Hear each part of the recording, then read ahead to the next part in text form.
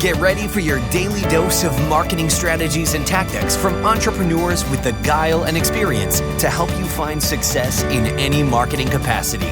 You're listening to Marketing School with your instructors, Neil Patel and Eric 𝗧𝗜𝗠𝗘. Welcome to another episode of Marketing School. I'm Eric 𝗧𝗜𝗠𝗘. And I'm Neil Patel. And today we're going to talk about why we don't blog daily and why you shouldn't either. And Neil, was there any point in time where I think you did blog daily for a while, right? Dude, I did an experiment where I got help and I blogged 7 times in a day. I think I got up to 10 times in a day as well, just in English. And then I added Portuguese and German and all these different languages. And I think I was at a point where I was over like 20 or 30 blog posts per day. And how'd that go? Gets you a shitload more traffic. And why'd you decide to stop doing it? I decided to stop doing this because eventually you run out of ideas, you create a ton of crap content, and the conversion rates don't stay the same. Like, I was looking at HubSpot. They're the most popular blog in our space. Would you agree? I think traffic numbers-wise, they also produce the most. HubSpot gets a shitload of their traffic if you look at like Ahrefs and SEMrush from things like how to edit videos. Now, if you're reading HubSpot, an article on how to edit videos, would you ever go and pay HubSpot for any of their services? Nope. What are their services? CRM, sales, marketing Messaging. Messaging. Yeah. It has nothing to do with video editing. If you really want to scale up and you want to be a business insider and just generate purely more traffic so that way you can generate ad dollars, blog every single day. Most of you guys who are blogging are typically in the B2B realm. And if you're in the B2B realm, you shouldn't blog every day because I've done a lot of tests on this and Eric has as well.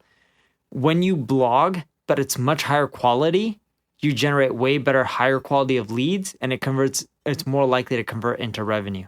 That's 100% true. Actually, there is, and I saved this for later, but there's one report I look forward to reading every year, and it's the Kleiner-Perkins Internet Trends. This is by Mary Beaker. And I mean, there's a new one that comes out. It just came out recently just to see the new internet trends. And it's a really beefy, we're talking, I think it's like 200 or 300 slides or so. And it's a really well done piece of content. And just to Neil's point earlier, when we spent like $4 or $5 grand, or maybe even a little more than that, on a guide about 1 million backlinks, that got us a lot of inquiries, it got us a lot of leads, and it got us a lot of links. And that took a long time to do.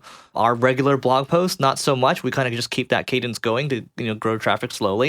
But to Neil's point, he's right. Yeah, if you want high quality leads, don't blog every day. Go for beautiful design. Go for in-depth content. Go for content that uses stats. In other words, content that shows you're smart and you're on the top of your game. If you want ad revenue, then go pull a Business Insider, a Huffington Post, or a Techcrunch and just blog as much as you can. Like if you think about it, Techcrunch, when Michael Arrington owned it, when it first started, everyone's like, oh my God, this is amazing. This is where we get our tech news from. Nowadays, people are like, Techcrunch, cool, whatever, we like it, but it's not really the end-all, be-all where you get your social media or your tech news. It used to be where VCs were like, oh, you're not on Techcrunch. You need to do whatever to get on there. Nowadays, they're just like, whatever, you're not on Techcrunch. Whoop-de-doo. Yeah, so actually, Neil and I, we talked about this before, where when you're selling ads, it's almost as if you can't be creative with the way you monetize. So look, we just talked about in the last episode, we don't sell ads on this podcast. And when you're selling ads, I mean, you're kind of giving away your ability. You have the attention already. You can probably figure out a better way to monetize. And it's really tough to play that game too. You have to have a staff that's constantly writing all the time. It becomes kind of this I don't know. I don't know if you want to call it a sweatshop or not. Maybe that's like the worst way to put it. But it's a lot more manageable when you're smaller. A lot of you are starting out, or you guys are, looking to scale to, 10, 20 million or so. Just doing one really good piece per week, or maybe even just one really epic piece for a month. If you don't have any time, just be consistent with it and you're going to be fine. But Neil, some people are probably wondering, why do we do this podcast every single day then? Technically, we do it in batches. So we record 3 times every 2 months, which gets us enough episodes, or 3 times. So we record 3 times every 2 months because it's enough episodes. Each time we record, we do around 20 episodes, takes us around 3 hours. And, that gives us enough for 3 whole months when we record 3 times, or 2 whole months. Tongue twister. So the reason we do this is just getting out there, trying to produce awesome content, be personal. People get to know us, feel like, hey, we're there to help them out, because we really are. We care. And when you're going out there and you're just cranking out content and your only goal is just to blog daily, you're typically doing it just for the traffic. You may not care for people as much. You may not respond to comments as much. It's about building a community. It's not just about getting traffic from Google. Like, if you can't really help people out and provide value, don't do it. And I used to go to the approach of like, hey, I'm just going to blog daily and I want to be the biggest blog out there. And I went through it and I'm like, you know what? It was a shitty feeling after, because some of my blog posts turned into like, hey guys, you should use hashtags on Twitter if you want more retweets.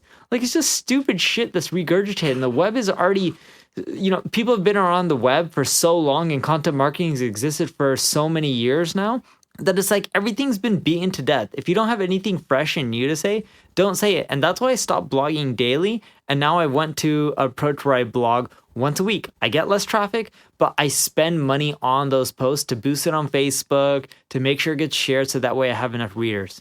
Great. So that's it for today. Go to singlegrain.com/giveaway to check out our marketing goodies to grow your business, and we'll see you tomorrow.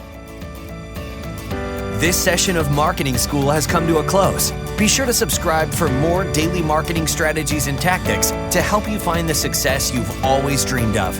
And don't forget to rate and review so we can continue to bring you the best daily content possible. We'll see you in class tomorrow, right here on Marketing School.